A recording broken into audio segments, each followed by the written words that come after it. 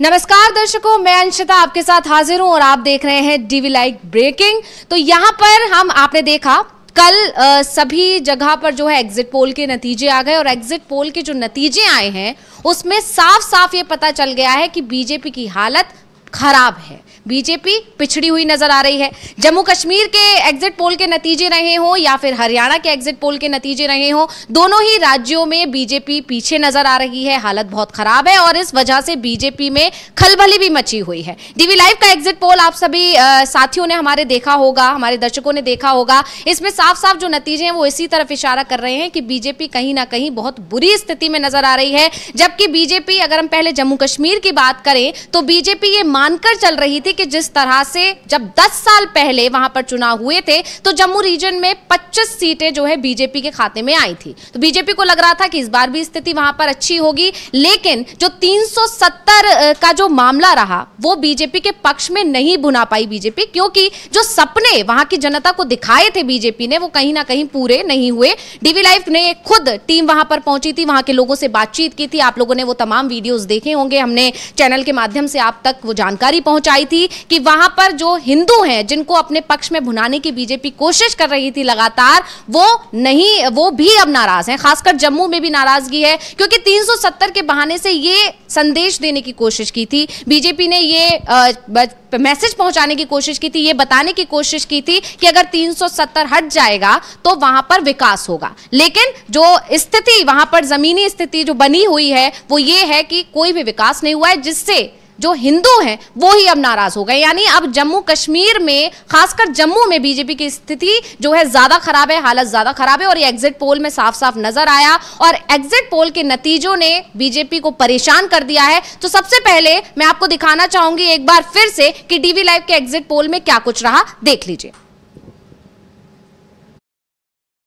हरियाणा और जम्मू कश्मीर के exit poll को हम आप तक पेश कर रहे थे और फाइनल आंकड़े आपके सामने स्क्रीन पर हैं। जम्मू कश्मीर में 90 की 90 सीटों के जो आंकड़े हैं उसमें बीजेपी को 20 से 25 सीटें मिल सकती हैं, जबकि नेशनल कॉन्फ्रेंस और इंडियन नेशनल कांग्रेस यानी कांग्रेस पार्टी और नेशनल कॉन्फ्रेंस, इन दोनों को 41 से 53 यानी 41 से 53 सीटें मिल सकती हैं। पीडीपी को 6 से 12 सीटें मिल सकती हैं और अदर्स के खाते में 10 से 14 सीटें जा सकती हैं। यह सूरत हाल है जम्मू कश्मीर का 90 सीटों वाली विधानसभा का। उधर हरियाणा में भी 90 सीटें हैं और 90 सीटों में से बीजेपी जो भी सत्तासीन है, सत्ता पर काबिज है और 2 बार से लगातार क्या बीजेपी हैट्रिक बनाएगी, यह सवाल पूछे जा रहे हैं। लेकिन इन सबके बीच एग्जिट पोल यही बता रहे हैं कि 15 से 25 सीटें आ सकती हैं, मैक्सिमम 25, मिनिमम 15 सीटें आ सकती हैं बीजेपी को। कांग्रेस पार्टी को 54 यानी 54 से 64 यानी 54 से 64 सीटें आ सकती हैं। हरियाणा के चुनाव में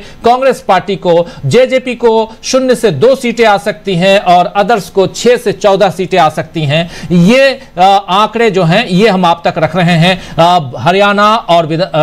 हरियाणा विधानसभा चुनाव और इधर जम्मू कश्मीर विधानसभा चुनाव, इस खबर के साथ तो साथियों, जैसा कि आपने देखा, पहले हम जम्मू कश्मीर की यहां पर बात करेंगे। वहां पर बीजेपी जो ये सोचकर चल रही थी कि परिसीमन भी कहीं ना कहीं उसके पक्ष में हुआ है, जम्मू में ही 6 सीट्स बढ़ाई गई तो उसको फायदा हो सकता है। लेकिन जो स्थिति यहां पर नजर आ रही है, जो हालात यहां पर नजर आ रहे हैं वो ये कि बीजेपी बहुत पीछे नजर आ रही है। तो अभी हमारे साथ हमारी सहयोगी आंचल यहां मौजूद है, वो हमें बताएंगी कि क्या हालात वहां पर बने हुए हैं। तो आंचल, मैं जानना चाहूंगी और आपके माध्यम से दर्शकों तक ये जानकारी पहुंचाना चाहूंगी कि क्या वहां पर हालात हैं, क्या आपको लगता है? जी अंशिता, मैं आपको बता दूं कि जो हरियाणा के जो इस टाइम पे एग्जिट पोल सामने आ रहे हैं, जो डीवी लाइव ने जो एग्जिट पोल किया है उसके मुताबिक कांग्रेस को 54 से 64 सीटें मिलती दिख रही हैं, जिसके हिसाब से 42% वोट मिल रहा है कांग्रेस को। और वहीं बीजेपी 15 से 25 सीटों पर बढ़त बना रही है। लेकिन अगर हम जेजेपी की बात करें तो वो 0 से और सिर्फ 2 सीटों पर सिमटती हुई दिखाई दे रही है। और अगर अन्य की बात करें तो 6 से 14 सीटें अन्य को मिल रही हैं, अन्य के खाते में जा रही है। और अगर हम जम्मू कश्मीर पे जाएं, जम्मू कश्मीर में भी कुछ ऐसा ही हाल सामने आ रहा है कि जो डीवी लाइव के एग्जिट पोल है उसके मुताबिक बीजेपी को 20 से 25 सीटें मिल रही हैं। और अगर कांग्रेस की बात करें तो कांग्रेस और एनसी का जो गठबंधन है उसको 41 से 53 सीटें मिल रही हैं और अन्य को 10 से 15 सीटें मिलती दिखाई दे रही हैं, ऐसा अनुमान। मतलब जो बीजेपी ये सोचकर चल रही थी कि अकेले जम्मू में जब 10 साल पहले वहां पर चुनाव हुए थे जम्मू कश्मीर में, तो 25 सीटें जो है जम्मू से ही बीजेपी को मिल गई थी। लेकिन इस बार आप और जो डीवी लाइव का एग्जिट पोल जो हमारे तमाम साथियों ने देखा वो ये बता रहा है कि इस बार कुल बीजेपी 20 से 25 पर सिमटने वाली है। ये बड़ा झटका हो सकता है। जी बिल्कुल, ये बहुत बड़ा झटका माना जा रहा है एक बार के लिए, क्योंकि जो बीजेपी ने सोचा था, जो अनुमान लगा रही थी, जिस तरीके के पीएम मोदी बयान दे रहे थे, बार बार बातें कर रहे थे कि इतनी सीटें हम ले आएंगे, कहीं ना कहीं वो सारे बयान उनके झूठे पड़ते दिखाई दे रहे हैं। क्योंकि जिस तरीके से डीबी लाइव का एग्जिट पोल जो सामने आया उसमें निकलकर सामने आ रहा है कि सिर्फ 20 से 25 सीटें पूरे जम्मू कश्मीर में उनको मिल रही है।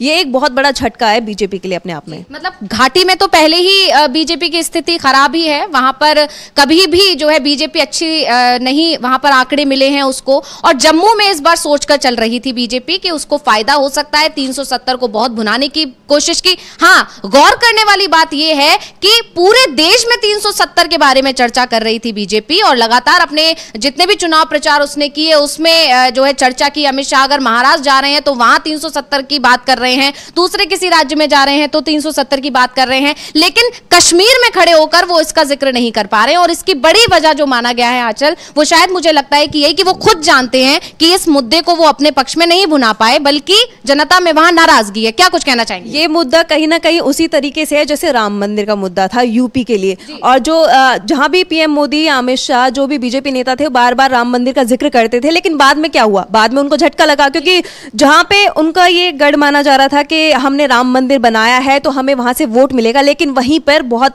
करारी हार मिली थी बीजेपी को, बहुत करारी हार का सामना करना पड़ा था। और वही चीज अब जम्मू कश्मीर में भी दोहराई जा रही है। कहीं ना कहीं जो बीजेपी कह रहे थे कि 370 के कुछ प्रावधान को मतलब अनुच्छेद बदले गए और कुछ अलग देखा गया, लेकिन अब जो है बीजेपी को इस चीज का झटका लगता दिखाई दे रहा है। कहीं ना कहीं बीजेपी के पैरों तले जमीन खिसकने वाली है कुछ ही टाइम में, वो तो 8 अक्टूबर को पता चल ही जाएगा। जी, सभी की नजरें, जैसे कि आपने कहा आंचल, बिल्कुल आपने अगर यूपी वो लोकसभा चुनावों का जिक्र किया है और अयोध्या सीट का जिक्र किया है, तो यहाँ पर इस वजह से एक सवाल ये भी खड़ा हो गया है कि क्या वैष्णो देवी सीट भी बचा पाएगी बीजेपी? आपने कहा तो उसके वजह से मैंने इस चीज का जिक्र किया है यहाँ पर। तो ये भी एक बहुत बड़ा सवाल है, इसलिए सभी की निगाहें जम्मू कश्मीर पर भी टिकी हुई है, क्योंकि पूरे 10 साल बाद वहां पर चुनाव हो रहे हैं और अभी तक जो है वहां पर राष्ट्रपति शासन लगा दिया गया था, जैसे कि आप जानते हैं।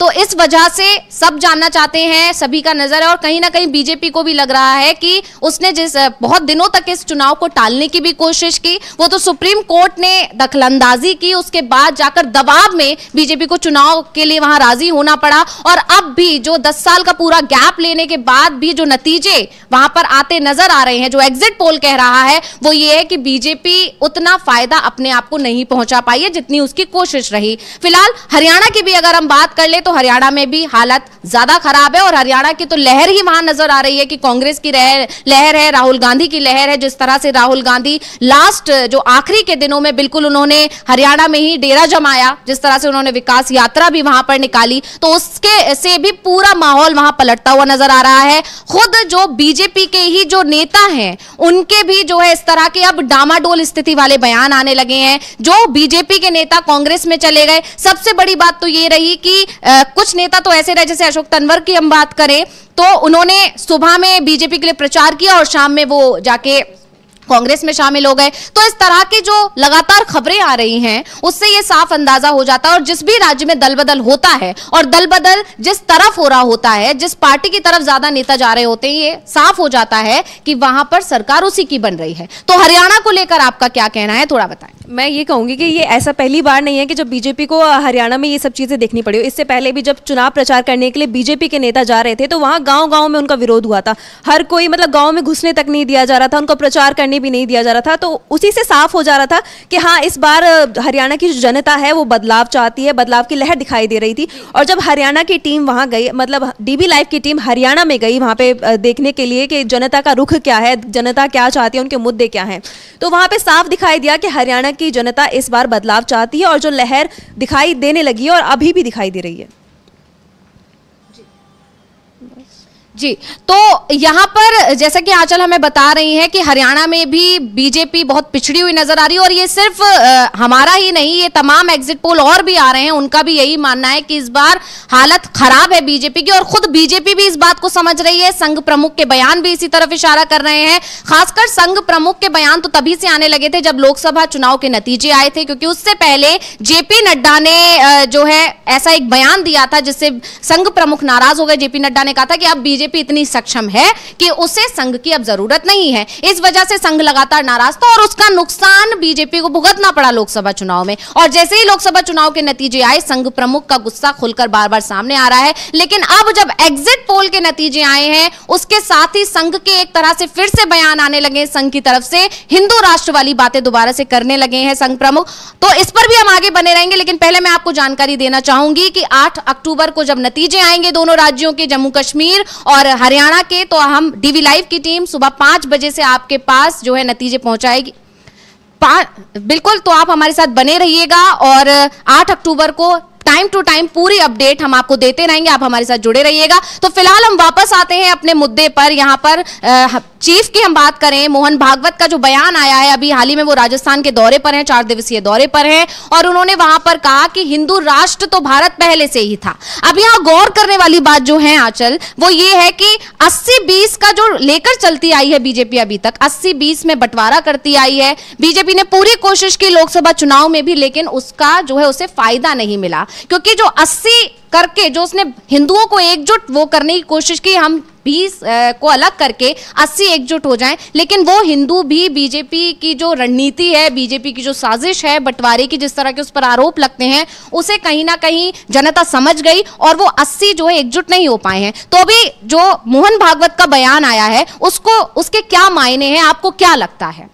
जो मैं पहले तो मैं आपको बता दूं कि मोहन भागवत ने बयान क्या दिया है। उन्होंने कहा कि हिंदू समाज को भाषा, जाति और प्रांत के मतभेद और विवाद मिटाकर अपनी सुरक्षा के लिए एकजुट होना होगा।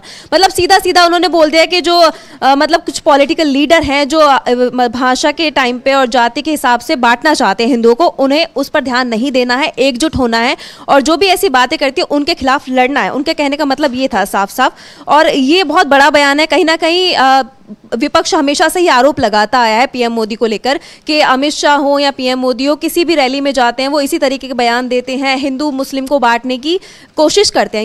ये हम नहीं कह रहे, ये विपक्ष कह रहा है, विपक्ष का बयान ऐसा आता रहा है कि वो हिंदू मुस्लिम को बांटने की कोशिश करते हैं। और कहीं ना कहीं इसका नुकसान बीजेपी को लोकसभा चुनाव में देखने को भी मिला था, जो इन्होंने हिंदू मुस्लिम को बांटने की कोशिश की थी। और अब इसी पे आरएसएस का बयान जो सामने आया है, और मैं आपको बता दूं कि ये बयान ऐसे वक्त में सामने आया जब एक दिन पहले यानी कि कल ही पीएम मोदी ने महाराष्ट्र में रैली की थी, और उस रैली में उन्होंने ना तो रोजगार की बात की, ना ही विकास की बात की। उनका जो ध्यान केंद्रित था वो सिर्फ एक ही मुद्दे पर था कि कांग्रेस पर निशाना साधना। इस दौरान उन्होंने ना तो कोई चुनावी वादे किए, ना ही कुछ और बयान दिए, सिर्फ कांग्रेस को लेकर उन्होंने बोला कि हाँ कांग्रेस इस तरीके के मतलब गलत वादे करती, कांग्रेस को नीचा दिखाने की कोशिश की गई एक तरीके से। मतलब जो लगातार वो हमेशा से करते आए कि जब भी कहीं चुनाव होता है या संसद में भी यहाँ तक कि बोलना होता है, तो पीएम मोदी का फोकस सिर्फ कांग्रेस के कार्यकाल पर रहता है, कांग्रेस पर हमला वो निशाना साधते हैं, हमला करते हैं। और ऐसा ही महाराष्ट्र चुनाव के लिए जब वो जो है रैली करने पहुंचे, तो उस दिन वहां क्योंकि राहुल गांधी भी मौजूद थे और राहुल गांधी के तमाम वीडियो सामने आए, जिस तरह से वो अचानक ही दलित बस्ती में भी पहुंच गए थे। तो इससे एक माहौल बन गया, जिस तरह से राहुल गांधी ने पहले हरियाणा में कमान संभाली और उसका असर भी नजर आ रहा है। इसी तरह से हरियाणा में जैसे ही चुनाव प्रचार खत्म हुआ, राहुल गांधी ने तुरंत जो है महाराष्ट्र चुनाव के लिए कमान संभाली, और इससे कहीं ना कहीं बीजेपी बैकफुट पर नजर आ रही है। जिस तरह से दलितों की बात राहुल गांधी करते हैं, जिस तरह से और जमीन से जुड़े हुए मुद्दों की बात राहुल गांधी करते हैं, वो चीज अब बीजेपी के दिग्गज नेताओं के बयानों से साफ साफ नजर नहीं आती है, गायब दिखाई देती है। यहां तक कि पीएम मोदी भी सिर्फ कांग्रेस को कोसने का काम करते हैं, ये चीज उनके बयानों में भी दिखाई दी। लेकिन इस पर पवन खेड़ा ने जबरदस्त पलटवार किया है। क्या कुछ किया है, कहा है पवन खेड़ा ने, पहले आपको सुना देते हैं। कोशिश करते हैं तो कांग्रेस को लगता है उनका जो देश को बांटने का एजेंडा है वो विफल हो रहा है, और कांग्रेस का एकमात्र सूत्र है देश को तोड़ने। जो आदमी कपड़ों के आधार पे, भाषा के आधार पे, खान पान के आधार पे लोगों को बांटता हो, उसकी पूरी राजनीति लोगों को और समाज को बांटने और विवाद पैदा करने में हुई हो, उससे मुंह से ऐसी बातें सुनकर हैरानी होती है। प्रधानमंत्री को कहिए पहले अपनी राजनीति ठीक करें, फिर ये देश सुधर सकता है। आपकी राजनीति की वजह से आज देश की ये स्थिति है। दूसरा सवाल सर ये है कि अगर कांग्रेस क्या सोचती है, क्योंकि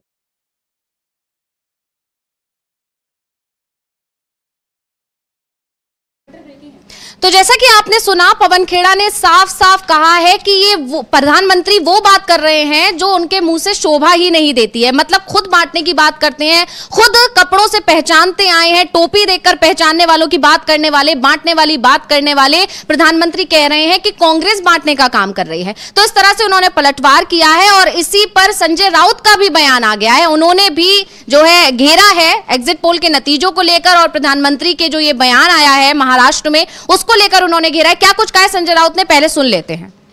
तो ठीक है, उससे हम उस पर बात करेंगे अभी, लेकिन अभी हमारे साथ हमारी सहयोगी आराधना मौजूद है। उनके पास क्या कुछ जानकारी है वो मैं पहले अपने दर्शकों तक पहुंचाना चाहूंगी, उसके बाद हम संजय राउत ने क्या कुछ कहा उसे भी सुनेंगे। तो आराधना, क्या जानकारी है आपके पास? पीएम मोदी के बयान की अगर हम बात करें तो जैसा कि पवन खेड़ा ने अभी कहा, यहां तक कि मोहन भागवत खुद ये बात कह रहे हैं कि अब हम बांटो और राज करो की नीति पे नहीं जाएंगे, हिंदुओं को एकजुट होना चाहिए, ये बांटने वाली राजनीति नहीं होनी चाहिए। और वहीं पीएम मोदी के बयान देखिए तो कहीं ना कहीं अंश वो एक तरह से आरोप लगा रहे हैं कांग्रेस पे, और कांग्रेस साफ तौर पर इससे इनकार कर रही है। कांग्रेस का पलटवार ये सामने आता है कि पीएम मोदी जो काम खुद करते हैं वो आरोप हम पे लगा रहे हैं, ये बात उन पे शोभा ही नहीं देती है।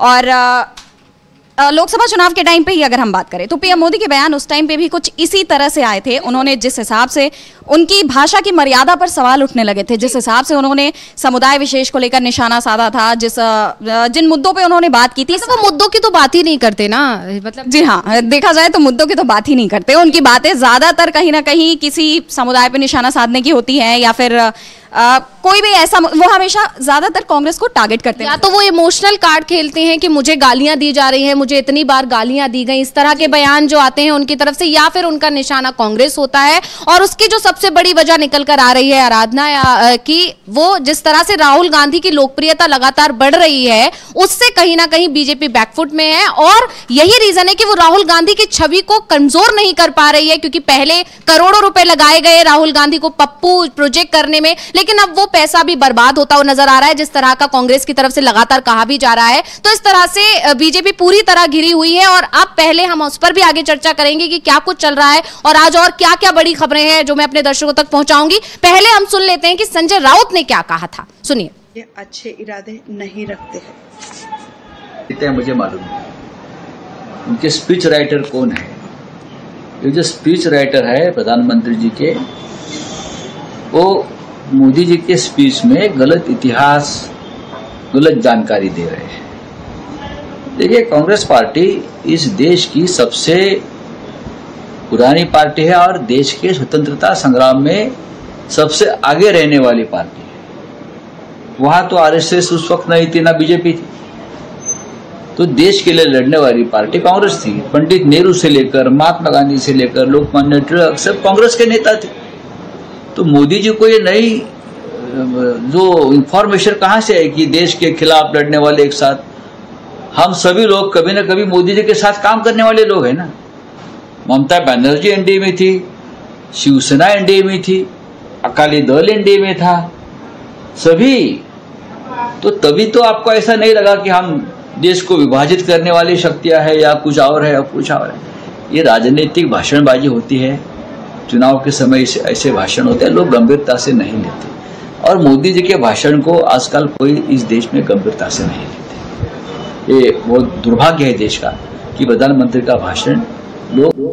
तो संजय राउत ने यहां पर बहुत बड़ी बात कह दी है कि पीएम मोदी की बातों को अब कोई गंभीरता से ही नहीं लेता है, और उसके साथ ही संजय राउत ने बिल्कुल उसी तरह बयान दिया है जैसा कि उमर अब्दुल्ला ने पिछले दिनों दिया था, जब बीजेपी की तरफ से पीडीपी पर निशाना साधा गया था। तब उमर अब्दुल्ला ने साफ यही कहा था कि जब पीडीपी उनके समर्थन में थी या जब उनके साथ गठबंधन में थी, तब तो इस तरह की बातें नहीं दिखाई दे रही थी कि वो पाकिस्तान से मिली हुई है या जम्मू कश्मीर को बांटने की कोशिश कर रही है, अलगाववादियों के साथ मिली हुई है। लेकिन आज अगर वो खड़ी हुई है अलग, तब अब जो है बीजेपी इस तरह के गंभीर जो है आरोप लगा रही है। ऐसा ही बयान इस बार संजय राउत ने दे दिया है कि जब शिवसेना उनके साथ थी तब इस तरह का नहीं नजर आया था कि वो बांटने की बात करते हैं। तो ये बीजेपी अब अपने ही बयानों में घिरी नजर आ रही है, जो है राजनीतिक जो बयान दे रही है उसकी कोशिश ये है कि वो एमबीए को घेर लेगी, उसकी कोशिश है कि वो कांग्रेस को घेर लेगी, लेकिन यहां पर उसके ही दाव या पीएम मोदी के जितने भी बयान है वो उन्हीं के लिए उल्टे पड़ते नजर आ रहे हैं। वापस हम एग्जिट पोल की यहां पर चर्चा करेंगे क्योंकि एग्जिट पोल ने बहुत ज्यादा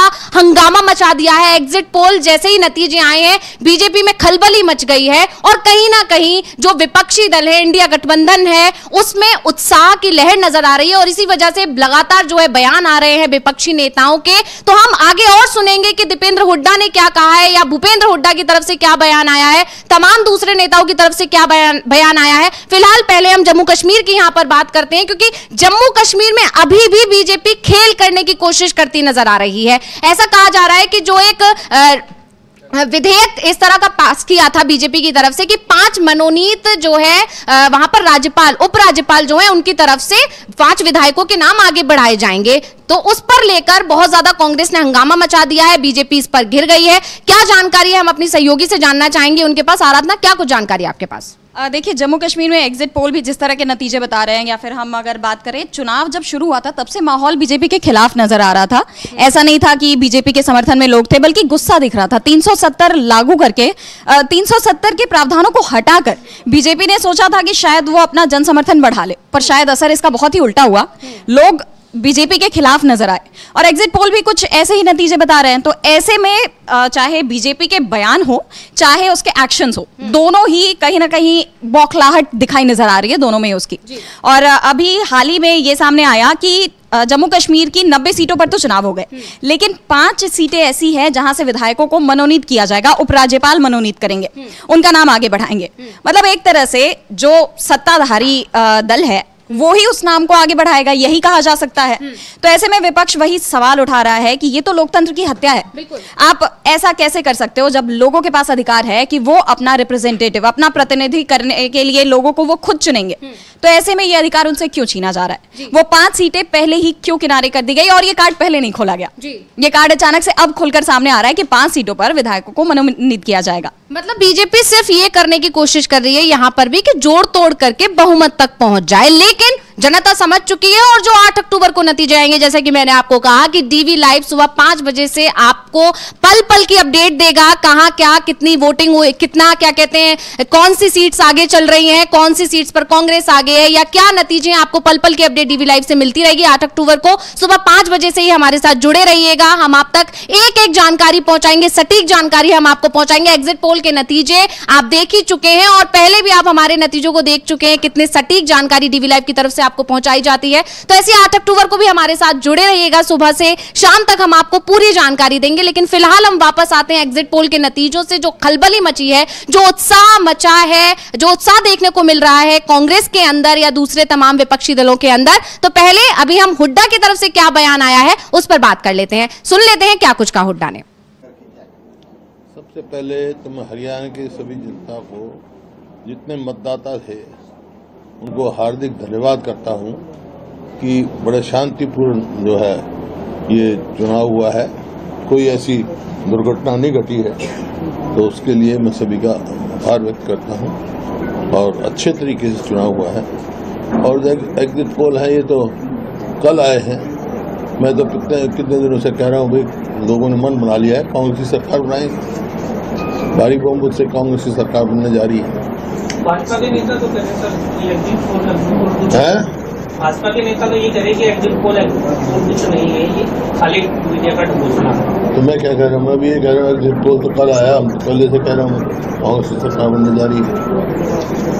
सर क्या वजह रही जो आप इस तरह से कह रहे हैं कि सरकार कांग्रेस की बनने जा रही है, मतदान किया लोगों ने, क्या वजह आप देखते हैं कि कांग्रेस को मैंडेट देने जा रही है? क्योंकि 2005 से 2014 तक कांग्रेस की सरकार रही, उसकी उपलब्धि देखी लोगों ने, और ये 14 से 24 तक जो ये मौजूदा सरकार है बीजेपी जेजेपी की, इसकी विफलताएं देखी। जो प्रदेश 2014 में प्रति व्यक्ति आय में, प्रति व्यक्ति निवेश में, कानून व्यवस्था में नौकरी देने में, खेल खिलाड़ियों में नंबर 1 का प्रदेश था पूरे देश में, वो आज नंबर 1 हो गया बेरोजगारी में, महंगाई में, कानून व्यवस्था बिल्कुल शर्म आ गई। ऐसा प्रतीत तो सरकार है ही।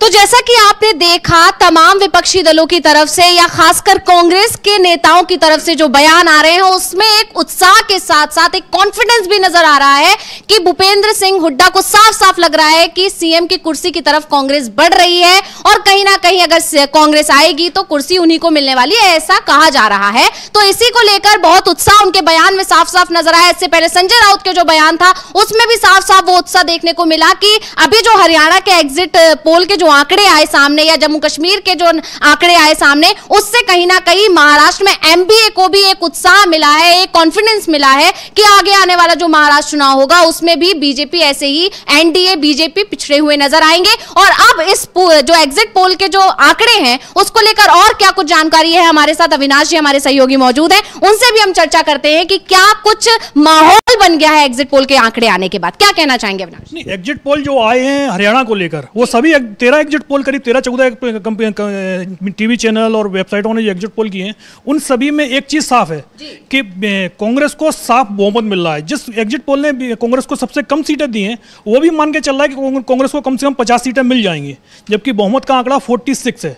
यानी कि ये आप ये मान के चलिएगा कि कांग्रेस को बहुमत तो मिल रहा है, सीटों का आंकड़ा क्या होगा ये 8 तारीख को देखना है। संभवतः 70-80 तक भी कांग्रेस पहुंच सकती है, लेकिन अभी उसके लिए अभी इंतजार करना होगा। और वैसे भी एग्जिट पोल से पहले ही जो जमीन पर हमारे जो रिपोर्टर्स गए थे तो ये चीज़ उनको साफ साफ दिखाई दे रही थी कि बीजेपी कहीं भी दिखाई नहीं दे रही है। जिस व्यक्ति को बीजेपी ने 9.5 साल सीएम बना के रखा उसको वो पोस्टर पर भी जगह देने को तैयार नहीं हो रहे थे। यानी उनको भी लग रहा था कि सरकार ने कोई काम नहीं किया है, इसीलिए 6 महीने पहले वो चेहरा भी बदला, लेकिन चेहरा बदलने का आपने जो उनका जो परिणाम था वो लोकसभा चुनाव में ही दिखाई दे गया था जब वो आधी सीटें हार गए थे। और उसके बाद से एक साफ दिखाई दे रहा था कि जो नाराज़गी है वो बढ़ती जा रही है। और उस सैनी ने कोशिश जरूर की है लेकिन वो कोशिश कोई काम करते हुए नहीं दिखाई दी है। जो 9.5 साल का जो उनका कार्यकाल था वो उन भारी पड़ा है। और ये आप मान के चलिएगा कि जो 8 तारीख को चुनाव रिजल्ट आएंगे वो 2 घंटे के अंदर ही तस्वीर एकदम साफ करके रख देंगे। 2 घंटे के अंदर ही बीजेपी के नेता शायद हार मान जाए। अभी चेहरे तो अभी भी उनके बुझे हुए दिखाई दे रहे हैं। नहीं, मतलब आप जैसा कि आपने कहा कि बिल्कुल हरियाणा में तो पहले ही कांग्रेस की लहर नजर आ रही है और कहीं ना कहीं खट्टर को हटाने का जो दाव चला गया वो भी अब कारगर साबित होता नहीं आ रहा है नजर। उसके अलावा एक और फैक्टर मुझे जो लगता है वो हरियाणा में शायद बीजेपी की अंदरूनी कलह भी एक बड़ी वजह बन सकती। क्या लगता है आपको? नहीं, अंदरूनी कलह तो हर पार्टी में होती है। चुनाव के समय टिकट बंटवारे को लेकर लड़ाइयाँ चलती रहती हैं। बीजेपी में इस बार कुछ ज़्यादा दिखाई दे रही थी, लेकिन बीजेपी के खिलाफ माहौल पूरे हरियाणा में बना हुआ था। किसी को भी लेके आते बीजेपी के खिलाफ जो माहौल था ये इसकी जो आप मान के चलिएगा बीजेपी हाईकमान को ही पता था। नरेंद्र मोदी हरियाणा में प्रचार करने के लिए गए, सिर्फ उन्होंने 4 रैलियाँ की। 100 घंटे पहले उन्होंने हरियाणा छोड़ दिया। 5 तारीख को हरियाणा में वोटिंग होती है और नरेंद्र मोदी 1 तारीख के बाद हरियाणा नहीं जाते हैं। यदि हम पिछली बार की तुलना करें तो 2019 में जब बीजेपी को 40 सीटें मिली थी, वैसे मीडिया ने तो जो माहौल बनाया था कि बीजेपी 70 सीटें जीत रही है, 80 सीटें जीत रही है, लेकिन उनको 40 सीटें आई थी। उस दौर में नरेंद्र मोदी ने 7 रैलियाँ की थी और इस बार उन्होंने सिर्फ 4 रैलियाँ की। रोड शो इस बार उन्होंने कोई नहीं किया, जबकि नरेंद्र मोदी अपने रोड शो के लिए पहचाने जाते हैं। और जब हरियाणा में चुनाव चल रहा था तो हरियाणा में वो जितनी रैलियां कर रहे थे उतनी रैलियां वो महाराष्ट्र में कर रहे थे। महाराष्ट्र वो हर हफ्ते पहुंच रहे थे, लेकिन हरियाणा हर हफ्ते नहीं पहुंचे वो। तो ये तो साफ दिखाई दे रहा था कि बीजेपी मैदान छोड़ चुकी है, सिर्फ लड़ाई लड़ने के लिए लड़ रही है कि सरकार उनकी है, उन्होंने बताना था कि भाई हमने अच्छा काम किया है। लेकिन नरेंद्र मोदी का हरियाणा नहीं जाना ये साफ साफ बता रहा था कि बीजेपी चेहरा बचाने की कोशिश कर रही है। और इसीलिए नरेंद्र मोदी को उन्होंने ना तो चेहरा प्रोजेक्ट किया, नहीं तो आप देखते हैं कि छोटे से छोटा पंचायत चुनाव भी होता है तो वहाँ वो नरेंद्र मोदी का चेहरा प्रोजेक्ट कर देते हैं। अब तो ये देखना है कि जब 8 तारीख को जब चुनाव परिणाम आएंगे तो जो टीवी चैनल है वो फोटो किसकी लगाएंगे, नरेंद्र मोदी की लगाएंगे कि जेपी नड्डा की लगाएंगे। जी, तो मतलब सैनी को जो लाया गया आखिरी समय में 6 महीने पहले जो बदला गया उसका भी फैक्टर काम नहीं किया, इसकी क्या बड़ी वजह हो सकती? नहीं, सबसे बड़ी बात तो यही है कि 9.5 साल तक आपने जो काम किया है, अब अंतिम समय पर आप रेवड़ी बांटने की कोशिश करते हैं तो वो चलता नहीं है। पब्लिक ये देखती है, जनता ये देखती है कि आपने पहले काम क्या किया है और जो चीज़ आप लेके आए हैं जरूरी नहीं कि सरकार बनाने के बाद इसको आप कंटिन्यू रखेंगे। जनता का भरोसा बीजेपी खो चुकी थी हरियाणा में और उसका जो रिजल्ट आना था वो रिजल्ट 8 तारीख को आपको दिखाई दे जाएगा। तो हमारे सहयोगी अविनाश जी का कहना है कि मोदी ने पहले ही दूरी बना ली थी, पीएम मोदी ने हरियाणा से, और इसका नतीजा साफ साफ नजर आया जब उन्होंने रैलियां भी गिनी चुनी की, 4 रैलियां कुल की और एक भी रोड शो नहीं किया। और ये वाकई में बहुत ही जो है ध्यान देने वाली बात है कि पीएम मोदी गायब रहे चुनाव प्रचार से, जबकि सबसे पहले पीएम मोदी ही सबसे ज्यादा रैलियां करते नजर आते हैं, किसी और को तो मौका ही उतना नहीं दिया जाता है। तो इस तरह की चीजें हरियाणा चुनाव में देखने को मिली। जम्मू कश्मीर में भी हालात थोड़े थोड़े से खराब ही नजर आ रहे हैं। अभी फिलहाल हमने ये जाना कि एग्जिट पोल के जो आंकड़े आए हैं उसके बाद से विपक्षी दलों में कितना उत्साह है, लेकिन अब ये भी जान लेते हैं कि एग्जिट पोल के आंकड़े आने के बाद बीजेपी के नेताओं का क्या हाल है, उनके क्या बयान आ रहे हैं, उनकी क्या प्रतिक्रियाएं आ रही हैं। सबसे पहले अनिल विज की हम बात करते हैं, क्या कहा है अनिल विज ने, सुन लेते हैं। देखिए, एग्जिट पोल है, इनकी पोल कई बार खुल चुकी है और ग्राउंड पर ऐसी स्थिति नहीं है। हम भी अपनी सारी रिपोर्ट इकट्ठा कर रहे हैं, दोपहर तक सारी रिपोर्ट हमारे पास भी आ जाएगी और ऐसी स्थिति नहीं है। आप देखिए, अगर वोट परसेंटेज को देखिए, भूपेंद्र सिंह हुड्डा जी के हलके में 5% डाउन गया, कम हुआ। मेरे हलके में 3% बढ़ा है। इसका मतलब कि कांग्रेस के प्रति लोगों का आकर्षण कम हुआ है। अगर भूपेंद्र सिंह हुड्डा, जिसको वो मुख्यमंत्री पेश कर रहे हैं, उसके अपने हलके में 5% मतदान गिरा है, ये तो आंकड़ों की बात है, और मेरे हलके में बढ़ा है, इसका मतलब भाजपा को लोग पसंद कर रहे हैं। तो अभी बाकी जगह क्या पैटर्न है सारा हम निकाल रहे हैं और हमारा इंटरनल जो सर्वे है वो भी हो रहा है, दोपहर तक आ जाएगा, उसके बाद हम बात करेंगे। एग्जिट पोल सही साबित होंगे, उन्होंने कहा 65 के आसपास। अब देखिए, अब ये दावे और वो अभी कोई ज्यादा महत्व नहीं रखते हैं। ये सारी बात होगी 8 तारीख को। 8 तारीख को जब नतीजे निकलेंगे तब बात होगी। नतीजा है, चलो तरह तरह की बातें लोग करते हैं, अब हर व्यक्ति का तो कोई जवाब देने की जरूरत भी नहीं होती है। सर, आम आदमी पार्टी भूमिका निभाएगी, सुशील गुप्ता का भी बयान आया, उन्होंने कहा हम महत्वपूर्ण भूमिका निभाएंगे, अगर जरूरत पड़ती है तो साथ लेंगे। देखिए, आम आदमी पार्टी नाम की चीज कहीं नहीं है और ना वो थी चुनाव के दौरान ना।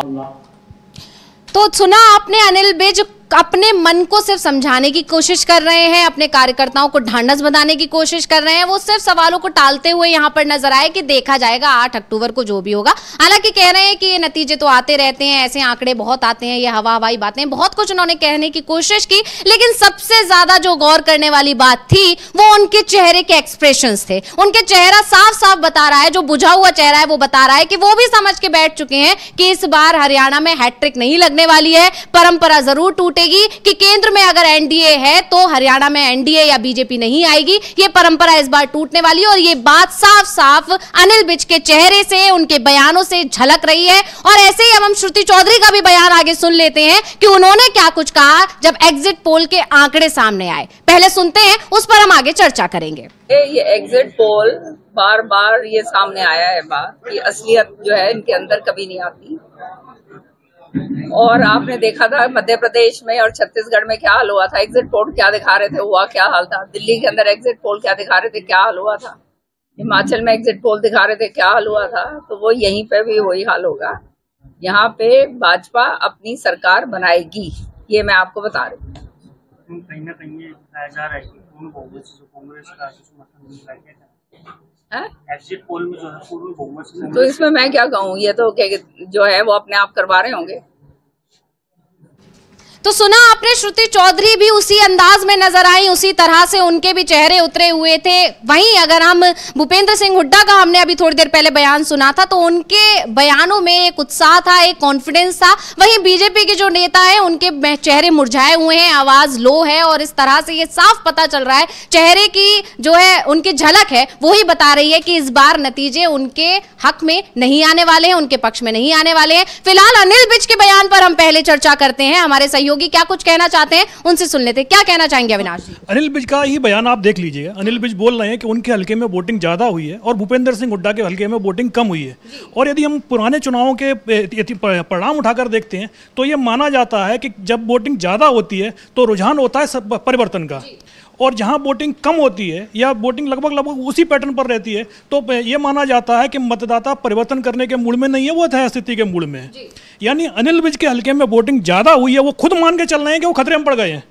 और भूपेंद्र सिंह हुड्डा के एरिया में वोटिंग कम हुई है, यानी कि जनता ये मान के चल रही है कि जैसा चल रहा है वैसा चलना चाहिए। यानी कांग्रेस जिस जगह मजबूत है वहाँ वो अपनी पकड़ बनाए हुए है, और बीजेपी को ये डर लगने लगा है कि भाई जो वोटिंग ज़्यादा हुई है ये वोटिंग किधर जा रही है। सत्ता परिवर्तन इसका मतलब ये है कि अनिल विज खुद खतरे में पड़ गए हैं।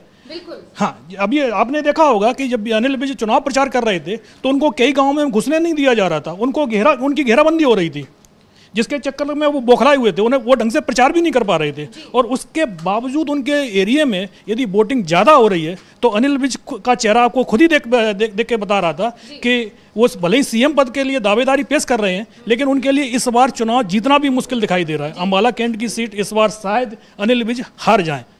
वैसे तो ये शहरी सीट है, लेकिन इनके चुनाव क्षेत्र में कई हिस्सा ग्रामीण मतदाताओं का भी है, और गांव में इस बार वो प्रचार करने जा ही नहीं पाए हैं, और शहर में उनको कितना वोट मिलता है यही उनकी किस्मत तय करेगा।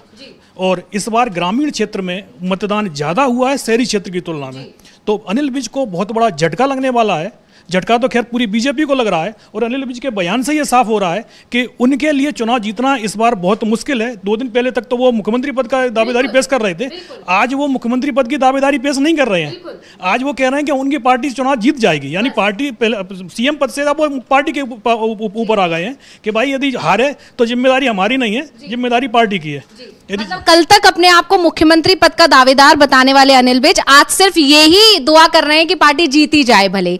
मतलब साफ है कि स्थिति बीजेपी भी समझ चुकी है, और ऐसा नहीं है कि एग्जिट पोल के आंकड़ों ने ऐसा कुछ बदलाव कर दिया है। बीजेपी पहले ही मानकर चल रही थी कि इस बार उसकी हालत खराब है, और वो ही चीज जब पीएम मोदी पीछे चले गए और आगे दूसरे नेताओं को कर दिया गया तो भी ये बात साफ ही हो गई कि बीजेपी समझ चुकी, क्योंकि ये बात आप सभी जानते हैं, लगातार जितने भी अभी तक चुनाव हुए हैं, जब से बीजेपी सत्ता में आई है तब से चुनाव कोई भी हो, जैसे कि आपने कहा भी अविनाश जी कि पंचायत चुनाव भी होता है तो पीएम मोदी आगे होते हैं, फ्रंट पे उन्हीं को ही आगे कर बीजेपी चुनाव लड़ती है, रैलियां होती हैं, रोड शो होते हैं। चुनाव के दिन अगले दूसरे किसी राज्य में जो है रोड शो करते नजर आते हैं पीएम मोदी। मतलब अगर आज हरियाणा में चुनाव था तो वो हो सकता था कि महाराष्ट्र में रोड शो कर देते। इस तरह की चीजें प्रधानमंत्री करते रहे, लेकिन अभी ऐसा नहीं हो रहा है। और प्रधानमंत्री के जो बयान रहे महाराष्ट्र से, उसमें सिर्फ और सिर्फ उन्होंने कांग्रेस पर निशाना साधा। कहीं भी उन्होंने इस तरह की बात नहीं की कि उनके राज्य में, उनके मतलब राज्य में जब से वो सत्ता में आए हैं तब से काम क्या हुए हैं। महाराष्ट्र में जोड़ तोड़ की सरकार उन्होंने बनाई 2022 में, उसके बाद से महाराष्ट्र में क्या काम हुए इसका कहीं कोई उन्होंने जिक्र नहीं किया। इस बारे में उन्होंने कोई बात नहीं की। सिर्फ और सिर्फ उनके पूरे भाषण में कांग्रेस को घेरने की कोशिश की गई थी, जिस पर पवन खेड़ा का जबरदस्त पलटवार भी आ गया। लेकिन फिलहाल जहां पर सबसे ज्यादा नजरें जो टिकी हुई हैं वो टिकी हुई हैं अभी जो एग्जिट पोल के आंकड़े आए हैं। हरियाणा चुनाव के नतीजे आने वाले हैं, जम्मू कश्मीर के नतीजे आने वाले हैं, 8 अक्टूबर को नतीजे आएंगे, जिसके हम आपको प्रॉपर अपडेट देंगे, पूरी जानकारी हम आप तक पहुंचाएंगे पूरा दिन। तो फिलहाल अब ये भी जान लेते हैं कि अशोक तंवर क्या कह रहे हैं, जो अभी अभी कांग्रेस में शामिल हुए हैं। मतलब सुबह उन्होंने बीजेपी के लिए प्रचार किया था और शाम को वो कांग्रेस की सदस्यता ग्रहण करते नजर आ रहे थे, घर वापसी करते नजर आ रहे थे। तो क्या कुछ कहा है अशोक तंवर ने वो जान लेते हैं, उसके बाद आगे हम चर्चा करेंगे। एग्जिट पोल आया है, क्या मानना है आपका? देखिए, एग्जिट पोल ही है और उसमें कुछ ना कुछ तो सच्चाई होती हो, लेकिन उससे ज्यादा मैंडेट इस बार हरियाणा के लोग देंगे ऐसा हम सब लोगों को यकीन है, और सभी में स्पष्ट बहुमत तो मिल ही रहा है। पोल ऑफ जो एग्जिट पोल्स है उसमें भी 55-60 के बीच में सीटें आ रही हैं। हरियाणा राहुल गांधी जी के नेतृत्व में मैं समझता हूँ कि पुनः वापसी कर रहा है, और जो उनका संकल्प है भारत को जोड़ने का, हरियाणा के लोगों को जोड़ने का, उनको न्याय दिलाने का, लोगों की आवाज उठा करके बाबा साहब के संविधान की जिस तरीके से रक्षा करने का उन्होंने संकल्प लिया है, आरक्षण को जिस तरीके से उन्होंने बात कही है, जो 7 गारंटियां दी हैं जाति जनगणना से लेकर के, और मैं समझता हूँ कि हर क्षेत्र में शिक्षा, स्वास्थ्य, किसानों को और ज्यादा ताकत मिले, हर वर्ग खुशहाल हो, कर्मचारियों को लगातार 10 वर्ष, नौजवान, कर्मचारी, किसान, गरीब आदमी, ये तो बेचारे पिटते रहे। तो ऐसे में जो बहुत उम्मीद के साथ हरियाणा के लोगों ने एक बार फिर कांग्रेस पार्टी के ऊपर विश्वास जताया है और जो बात हम लोगों ने कही थी कि हाथ बदलेगा हालात, वो सार्थक होती दिख रही है। और कहीं ना कहीं वही हालात बदलने के लिए पार्टी ने घोषणाएं करी थी कि भाई हम आएंगे तो 2000 रुपये हर माह गृहिणी को देंगे, जो 6000 रुपये है वो बुढ़ापा पेंशन, विकलांग विधवा पेंशन वो देंगे, MSP की गारंटी देंगे कानूनी रूप से। तो बहुत से वायदे हैं जिनको पूरा करने के लिए पूरा रोड मैप तैयार किया। जिस दिन आदरणीय हमारे कांग्रेस अध्यक्ष मल्लिकार्जुन खड़गे जी ने घोषणा पत्र जारी किया था, उस दिन भी कहा था कि एक एक लाइन इसकी पड़ी है और जब ये कसौटी पर खरा उतरा है, जब हमने पूरा इसका आर्थिक तौर पे विश्लेषण कर लिया है, उसके बाद ही इसको आगे लोगों के बीच में हम लेकर के गए हैं। मैं सबका धन्यवादी हूँ। हरियाणा के सभी मतदाताओं का 2 करोड़ 80 लाख लोगों की जो भावना है उसके अनुरूप जनादेश ही आएगा। सभी कांग्रेस के कार्यकर्ताओं नेताओं ने पूरी ताकत लगाई और मैं समझता हूँ कि जो भारतीय जनता पार्टी ने कोशिश करी थी कि भाई हम हर तरीके तिकड़म लगाएंगे, तो हर तिकड़म की काट जो है वो जनता के वोट के पास होती है। जनता ने जनादेश कांग्रेस के पक्ष में दे दिया। तो जैसे कि सुना आपने अशोक तंवर के बयान से, तो अभी से लग रहा है कि वो मान चुके हैं कि सरकार उनकी आ रही है। उन्होंने तो जनता का धन्यवाद भी कर दिया, मतदाताओं का धन्यवाद भी कर दिया। और ये उत्साह ये सिर्फ अशोक तंवर के बयान में नहीं है, उनके चेहरे पर नहीं है, तमाम विपक्षी दलों के चेहरे पर है। चाहे वो हरियाणा में कांग्रेस हो, चाहे वो MBA में शिवसेना हो, सभी ये विपक्षी दल मान रहे हैं कि ये तो बस अभी शुरुआत है और अभी जब नतीजे आएंगे, जब 8 अक्टूबर को नतीजे आएंगे, तो ये और साफ हो जाएगा कि अब बीजेपी पिछड़ रही है। और इसकी सबसे बड़ी एक वजह जो जानकार भी दावा कर रहे हैं वो राहुल गांधी का जो है चुनावी मैदानों में उतरकर, जमीन पर उतर के जनता से संपर्क साधना बहुत बड़ा फैक्टर इसके लिए माना जा रहा है। फिलहाल पहले अशोक तंवर के बयान पर ही हम चर्चा कर लेते हैं। हमारे सहयोगी अविनाश जी कुछ कहना चाहते हैं, क्या कहना चाहते हैं आप बताएं। हाँ, अशोक तंवर का जो कहना है कि उन्होंने एग्जिट पोल को लेकर बोला है। हाँ, एग्जिट पोल और एग्जिट पोल में जो एक्चुअल रिजल्ट होता है उसमें कभी कभी थोड़ा बहुत अंतर हो जाता है, लेकिन आमतौर पर यह देखा गया है यदि सारे एग्जिट पोल एक दिशा की तरफ जा रहे हैं तो वो बता देते हैं कि कोई बहुत बड़ी लहर चल रही है। सीटों का अंदाजा ऊपर नीचे हो सकता है, लेकिन जब सारे एग्जिट पोल बता रहे हैं कि कांग्रेस 50 से ऊपर जा रही है तो इसका मतलब ये है कि ये सीटों की संख्या 60 से ऊपर जा रही है। क्योंकि जब हम लोग भी आंकड़े का विश्लेषण करते हैं तो इस बात का विशेष ध्यान रख, जो लहर चलती है तो उस समय भी हम थोड़ा सा कंफ्यूज रहते हैं कि कई बार किसी क्षेत्र में ज़्यादा प्रभाव है या नहीं है। लेकिन इस बार जो देखा गया है, जो हमारे पास रिपोर्ट आई है, कांग्रेस का हर एरिया में ज़बरदस्त प्रभाव दिखाई दिया। चाहे वो जाटलैंड की बात हो, चाहे GT रोड की बात हो, उत्तर हरियाणा हो, दक्षिण हरियाणा हो, कहीं पर भी हो, वहाँ हर जगह आप कहीं पर भी जाते थे तो आपको साफ साफ दिखाई देता था बीजेपी के लिए ज़बरदस्त गुस्सा दिखाई दे रहा है। और बीजेपी की एक कोशिश हुई थी दलितों का मुद्दा उठाते हुए। हरियाणा में करीब 21% वोट दलितों का है। उन्होंने शैलजा के बहाने दलितों का मुद्दा उठाया था, लेकिन कुमारी शैलजा तो खुद में चुनाव प्रचार में कूद पड़ी। और बीजेपी के पास जो सबसे बड़ा दलित चेहरा था वो अंतिम समय पर बीजेपी छोड़कर कांग्रेस में चला गया। यानी बीजेपी के पास जो दलितों का थोड़ा बहुत वोट था वो भी उनके हाथ से जाता हुआ अंतिम समय पर दिखाई दिया। तो हरियाणा के लिए तो बीजेपी के नेता ही मान चुके हैं कि वो लगभग चुनाव मैदान से बाहर हो गए हैं। अनिल विज का बयान आया, लेकिन बीजेपी के जो बड़े नेता हैं इस समय पूरी तरीके से खामोश हो गए हैं, किसी के बयान नहीं आ रहे हैं। और बयान आ भी रहे हैं तो आप देख रही हैं कि भाई जो एग्जिट पोल के ऊपर वो निशाना साध रहे हैं, हाँ, कटाक्ष कर रहे हैं। हाँ, लेकिन इससे पहले के जितने भी एग्जिट पोल आए हैं, इवन लोकसभा चुनाव में जब जो एग्जिट पोल 400 सीटें बीजेपी को दे रहे थे और वो दावा कर रहे थे कि हम इसके ऊपर जाएंगे, जबकि DV लाइव ने जो एग्जिट पोल दिखाया था लोकसभा चुनाव में भी, वो हमारा एग्जिट पोल एकदम सटीक बैठा था और उस पर वो लोग तंज कस रहे थे। भाई एग्जिट पोल जो है उनके फेवर में आएगा तो वो उसको मानेंगे, नहीं आएगा तो नहीं मानेंगे, सीधा सीधा।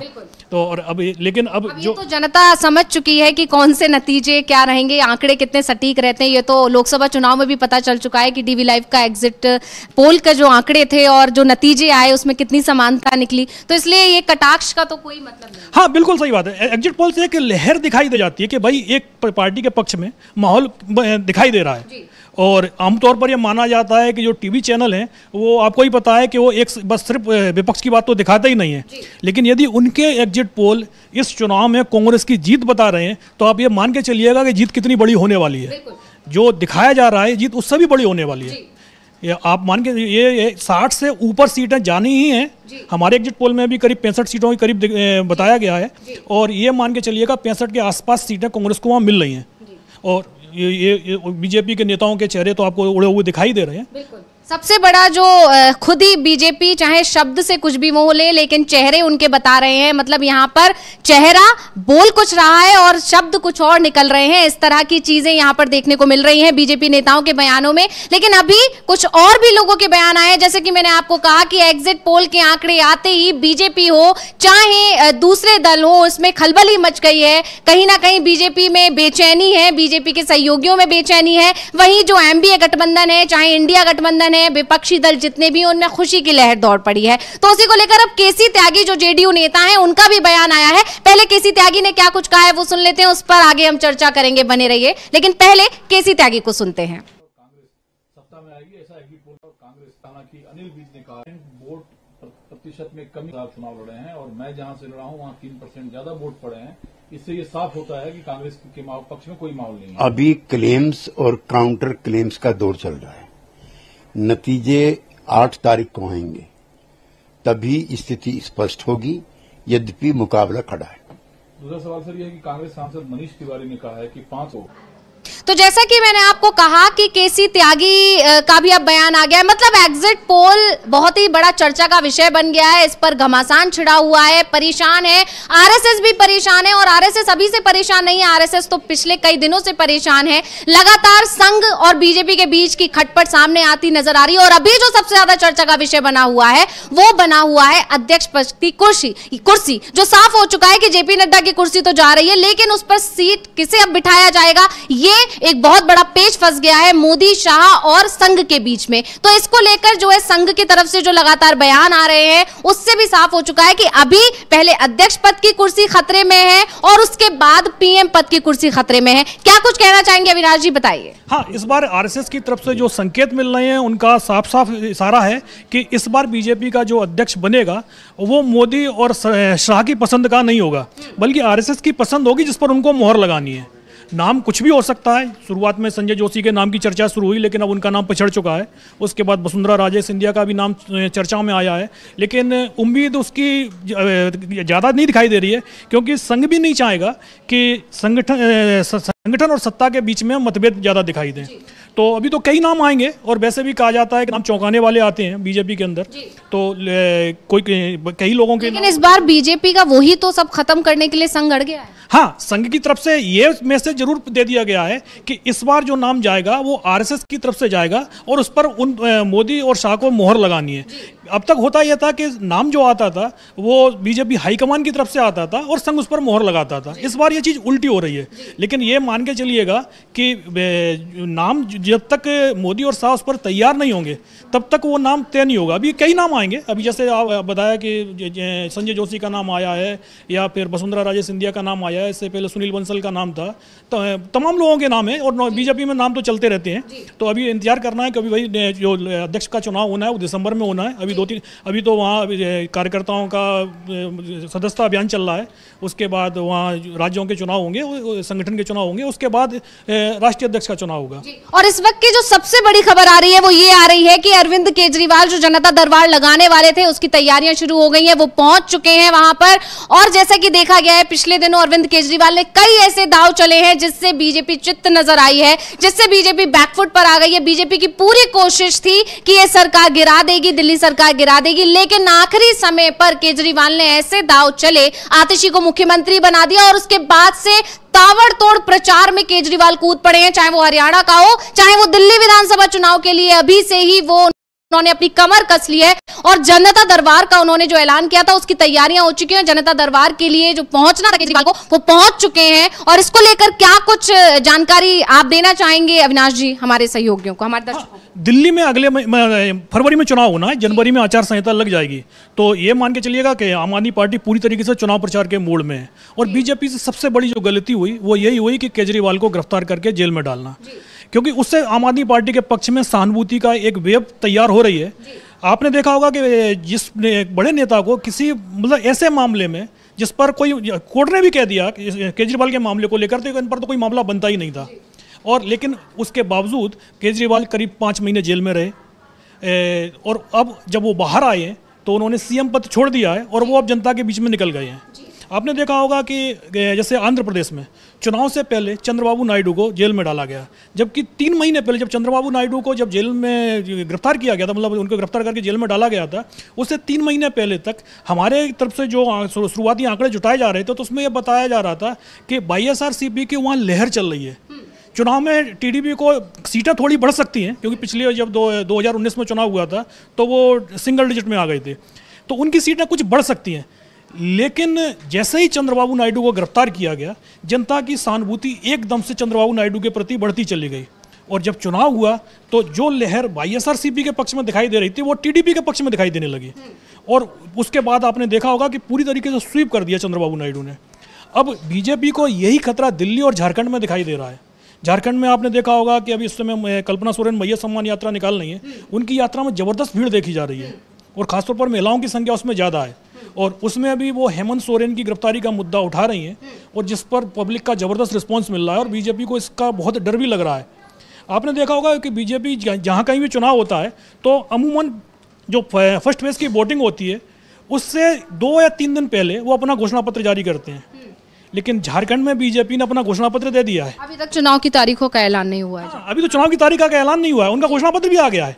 वो 5 वादे लेके आए हैं, 5 प्रण बोल रहे हैं, तो और लेकिन ऐसा आपने कहीं नहीं देखा है कि बीजेपी की तरफ से चुनाव के ऐलान से पहले किसी तरीके का घोषणा पत्र आता हो, और उस घोषणा पत्र में बीजेपी का कोई बड़ा नेता भी ना हो, ना पीएम हो, ना बीजेपी के अध्यक्ष हो, ना अमित शाह हो, वहाँ लोकल स्तर पर ही वो जारी कर दिया गया।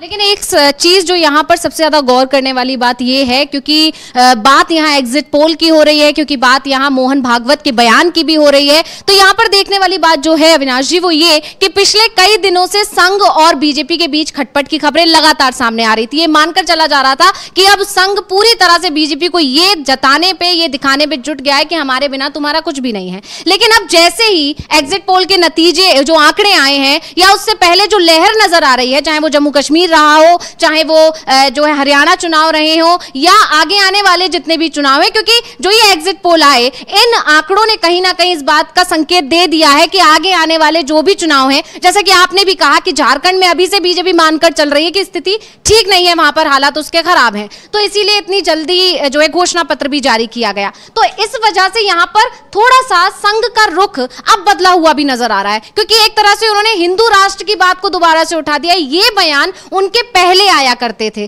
कि एकजुट होना है, एक ही डीएनए है, हिंदुओं को एक करने की बात जो थी पहले शुरुआत में ही किया करते थे, और अभी बीच में संघ कुछ उखड़ा उखड़ा था। लेकिन जैसे ही ये लहर जो बीजेपी के विपरीत होती दिखाई दे रही है, उसने संघ प्रमुख के बयानों में भी थोड़ा बदलाव कर दिया है। क्या कुछ कहना चाहेंगे आप इसको लेकर? हाँ, एक्चुअल में क्या है, सत्ता जरूरी संघ के लिए भी है, और सत्ता यदि चली जाएगी तो जाहिर सी बात है जो संघ के काम हो रहे हैं उनको वो भी परेशानी आ जाएगी। पिछले महीने केरल के त्रिशूर में संघ की बैठक हुई थी, उसमें भी संघ की तरफ से डर जाहिर किया गया था, बीजेपी से कहा गया था कि इस समय राहुल गांधी की लोकप्रियता जिस तेजी से बढ़ रही है, यदि वो उसको नहीं थामा गया तो बीजेपी एक के बाद एक सारे राज्य हारती चली जाएगी। उसका एक ट्रेलर तो आपको दिखाई दे रहा है, जम्मू कश्मीर और हरियाणा में आपको दिखाई दे रहा है कि अभी जो वोटिंग के बाद जो एग्जिट पोल आए हैं उसमें बता दिया गया कि बीजेपी साफ हो रही है, और कुछ ऐसी हालत महाराष्ट्र और झारखंड को लेकर चल रही है। तो संघ भी डरा हुआ है कि अगर सत्ता चली जाती है तो फिर उसके लिए परेशानी की खड़ी होने वाली है, इसलिए संघ भी अब बीजेपी के साथ में अब ज़्यादा सख्ती दिखाने के मूड में नहीं दिखाई दे रहा है। इसलिए नरेंद्र मोदी का बयान आता है पहले कि एकजुट हो जाओ, अगले दिन मोहन भागवत का बयान आता है कि हिंदुओं एकजुट हो जाओ। लेकिन आप यदि बीजेपी की राजनीति देखें तो जितने भी राज्यों में उन्होंने सीएम बनाए वो हमेशा बंटवारा करके बनाए हैं। वो जैसे हरियाणा को ही आप ले लीजिएगा, हरियाणा में उन्होंने ओबीसी कार्ड खेला, जबकि वहाँ सबसे बड़ी जाति जो थी वो जाट थी। जाटों को उन्होंने बिल्कुल अलग में फेंक दिया उठा के, सत्ता में कोई भागीदारी नहीं दी।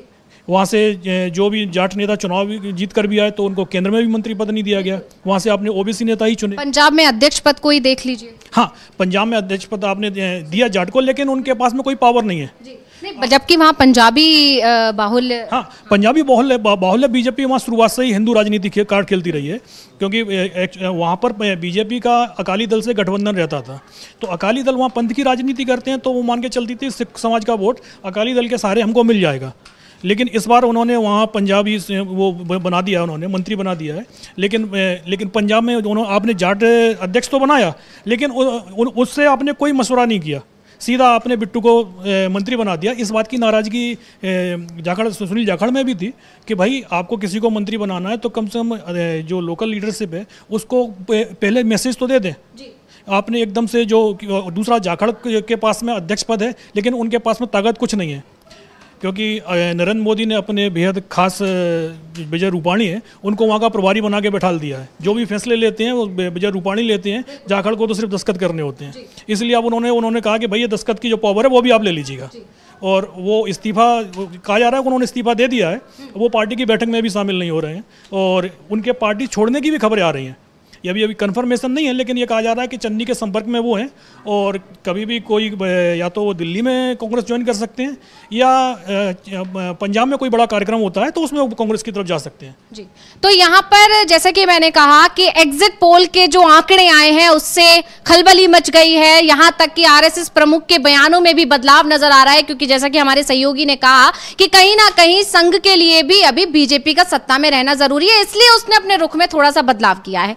यानी कहा जा सकता है कि एग्जिट पोल के आंकड़ों से पहले ही इस बात का अंदाजा, चाहे वो बीजेपी हो चाहे वो संघ हो, उनको लग चुका है कि अब बीजेपी की लहर नहीं चल रही है। राहुल गांधी के नेतृत्व में कांग्रेस तेजी से आगे बढ़ रही है, मजबूत हो रही है और इस चीज को बीजेपी समझ रही है। ये बीजेपी को बैकफुट पर ला दिया है राहुल गांधी ने। और इस तरह की तमाम जानकारियां जो है आ रही हैं, जिस तरह के बयान आ रहे हैं, जो चेहरे मुरझाए हुए नजर आ रहे हैं, चाहे वो अनिल विज का हो चाहे वो दूसरे बीजेपी नेताओं के बयान रहे हो, तो एग्जिट पोल के जो आंकड़े हैं उससे बीजेपी बेचैन है, आरएसएस बेचैन है और ये स्थिति और ये हालात बता रहे हैं कि आगे आने वाले जितने भी चुनाव हैं उसमें भी बीजेपी बैकफुट पर हो सकती है। फिलहाल आज के लिए आप सभी साथियों का मेरे बहुत बहुत शुक्रिया। हमारे ये कार्यक्रम देखने के लिए हमने आपको ज्यादा से ज्यादा जानकारी देने की कोशिश की। इसी के साथ मुझे दीजिए इजाजत। देखते रहिए डीवी लाइव।